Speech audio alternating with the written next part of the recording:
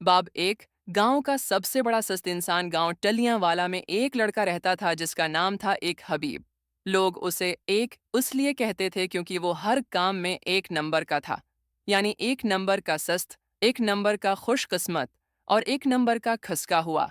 दिन के 12 बजे उठता, मुना धोना भूल जाता और जो कुछ मिलता खा के दोबारा सो जाता।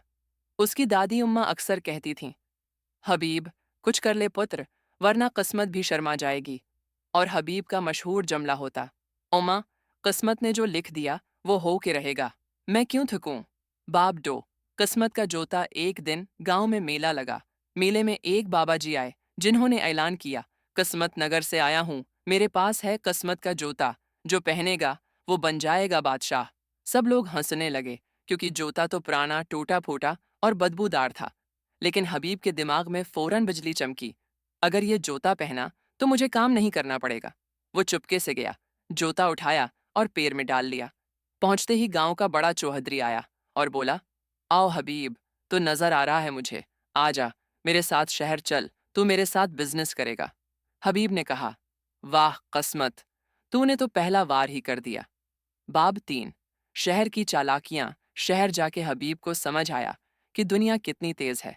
लोग फाइलें दौड़ाते हैं, मीटिंग करते हैं, पावर पॉइंट बनाते हैं, और हबीब, वो तो पावर पॉइंट को पावर वाली पोटली समझ बैठा।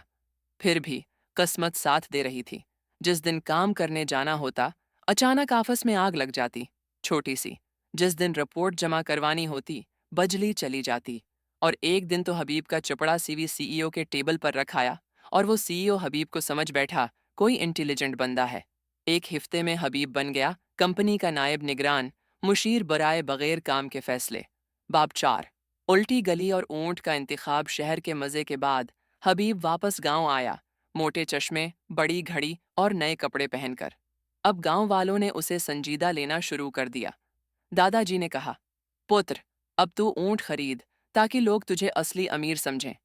हबीब गया ऊंट खरीदने। वहां उसे एक बढ़ा मिला जिसने कहा, बेटा, ऊंट से ज्यादा वफादार कोई नहीं, पर शर्त यह है कि तू उसे अल्टी गली से लेकर गुजरे।